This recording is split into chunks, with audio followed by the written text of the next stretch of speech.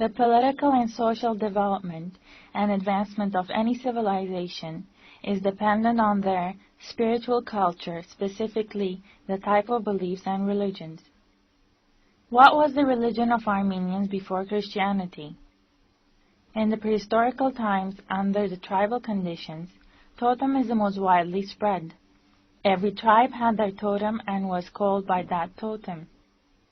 Each member of the tribe used to think that they became into being from a specific plant or animal, and the given plant or the animal was the basis for the existence of their tribe. They used to worship forces of nature like thunder, wind, and rain. In Armenia, they would dedicate stone monuments called dragons, which had fish-like figures, to the worship of water. Many natural phenomena like the blooming of the plant life and the freezing of the water, the prehistoric man used to interpret them as the influence of the good and evil spirits. He would offer them sacrifices and would plead them to bless him and accomplish his pleas. The prehistoric man used to also believe that the dead, especially his forefathers, were part of his life and could bring him success or failure. Therefore, he would also pray to them and offer them sacrifices. These beliefs are reflected in the prehistoric art. We have inherited sculptures and pictures made out of small and large stones, clay, metal, horn, and bone. There are some interesting rock engravings in the Sunnic region, Kerama Mountains, and the slopes of Arakat Mountain. The engravings include animals, people, plants, scenes of wars, hunting, and supernatural figures. Through the passage of time, by the aggregation of these beliefs, pagan religion was formed. In the 9th century BC, the Urartu government was formed around the basin of Lake Van. The kingdom of Van soon became one of the great powers of that time. The Urartians had more than 100 gods, which included the gods of the countries, cities, and nations that were integrated into the Urartu kingdom. There is a written evidence that names all the gods and the number of oxen, cows, and sheep that were sacrificed. The main god of this civilization was the god of the heavens, Khald, advisor of the king. Khald was represented standing on a lion. The Urartian kings used to pray to him before going to the battlefield and would offer him sacrifices after each victory. The second place among the Urartian deities belonged to the god Tesheba, god of water, rain, floods, storms, and war, and the third place to the god Shivini, god of sun. The latter was represented by a disk of shining sun or by a shiny sphere. The Urartian deities included goddesses as well. The most important one was the deity Baruban, wife of the god Khald. The people of Van Kingdom also worshipped individual rivers, mountains, and lake deities. The main holy city of Urartu was Musasir, where the temple of the god Khald was located. We only have a picture from that temple. 6th century BC was the end of the Urartu kingdom. At the same time, it was the end of the formation of the Armenian people as a nation, such that the population of the Armenian highlands became unified in an all-Armenian country, speaking one language, having a single culture, and practicing the same religion.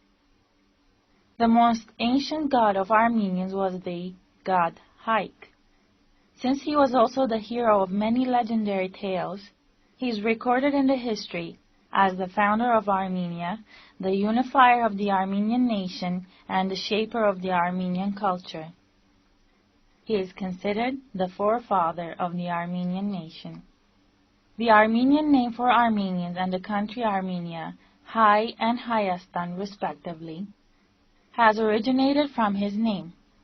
In many legends, he is described as a giant hunter with bow and arrow. The great Armenian historian of the Middle Ages, Movses Khorenati, described him as intelligent and smart warrior, handsome with wide shoulders, curly hair, sparkling eyes, and big arms. Khorenati wrote that Haik rebelled against the brutal rule of God and conqueror Bel of Mesopotamia and left that country with his tribe and settled in Armenia. Bel attacked Haik with his army to defeat and conquer the rebellious Armenians. Haik retaliated with his fellow archer tribesmen and drove the oppressors back to their country. During the battle, Haik injured and killed Bel, which caused confusion among his followers and made them run away. Tork is another old Armenian deity who was distinguished by his enormous strength. He was so powerful that he used to chase and sink enemy ships by throwing huge rocks. Arakeretik was the god of nature, a descendant of Haik. He would go to sleep in autumn and wake up in the spring as the vegetation bloomed.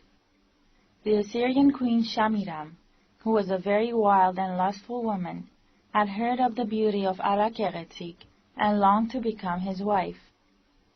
She sent many delegations to Ara, the ruler of Armenia, asking him to join her in marriage, but Ara, being a very moral and honorable man, refused to abandon his wife and family. Shamiram was devastated by his response, therefore decided to wage a war against Armenia. She ordered her army to attack and destroy Arakeretik's land, but bring Ara to her alive. However, Ara died during the battle. The Assyrian queen, in her desperation, tried to revive him by using magic. She put Ara on the roof of her palace, waiting for the dog-shaped Arlesk spirits to lick the injuries of Ara and cure him. Ancient Armenians strongly believed in the worship of water. Zovinar was the goddess of water, sea, and rain. During drought seasons, procession of believers would form, and through special ceremonies, they would ask the deity of water to send rain to water their fields. Individual streams were worshipped as well. These springs were called Lusachbir, stream of light, or Gatnachbir, stream of milk. The Armenians used to believe that these springs could heal illnesses and injuries. Armenians used to worship the sun, the moon, and the stars as well. The 4th century BC historian Xenophon reports that there were horses specially reared to be sacrificed for the sun. Through time, some of these old deities were replaced with new ones, partly influenced by the culture of the neighboring Persia. The main god among the new deities was the great and brave Aramast, the creator of heavens and earth. His main temple was in the Ani fortress of the Daranagats region, where the seat of the highest priest of all Armenians was located. Armenians used to love the daughter of Aramast, the great goddess Anahit. She was considered the protector of Armenia, the savior of the Armenian nation, a symbol of virtue's mother and the patron of all humanity. For Armenians, she had a unique place among the deities. She was the mother of all Armenians, who was called gold-fingered and born from gold by her worshippers. The worship of Anahit was widely spread in Armenia Major and left a strong mark on the spiritual life of the Armenians. The Greek great geographer Strabo reports Anahit's temples were found in many provinces of Armenia, and there were even Anahitian regions where only the god Anahit was worshipped. She was the protector of all Armenians, the giver of fertility and complete happiness. Her main temple was in the town of Yeriza, in the Yekeriat region, where her gold statue used to stand. The brave Vahagn was the god of war, lightning and thunder, equal in power to the gods Aramast and Anahit. Together they formed a holy trinity. Different legends describe how Vahagn used to fight dragons. In one legend, On a cold winter night, Vulcan stole the hay of the Assyrian god Barsham. As he was escaping on his heavenly carriage, the hay got scattered on the way, which gave rise to what is called the Milky Way. A very popular pilgrimage site was the Temple of Vulcan in the town of Ashtishat in the Taron region.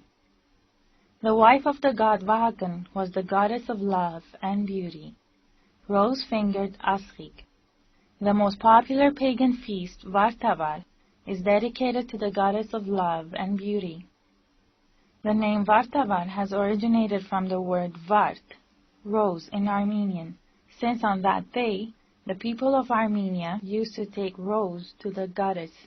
During the festivities, people used to release pigeons and throw perfume or water on each other as a symbol of peace and purity. Miher, the son of Aramast, was the god of sun, moon, and fire. He was the instiller of justice and truth, and the opponent of pretense and fraud. The pagan temple of Garni was dedicated to the god Mir. The second daughter of Aramast and sister of Anahit and Miher was the goddess Nane. She was considered the deity of motherhood and the protector of the hearth. Nane's temple was located in the town of Tir in the Daranayat region. Tir was one of the most respected deities. He was the secretary of the god Aramast. He was the patron of arts, literature, and science. He was also the messenger of God, who delivered their prophecies. His temple was located at Yerazamuin near the capital city, Artash.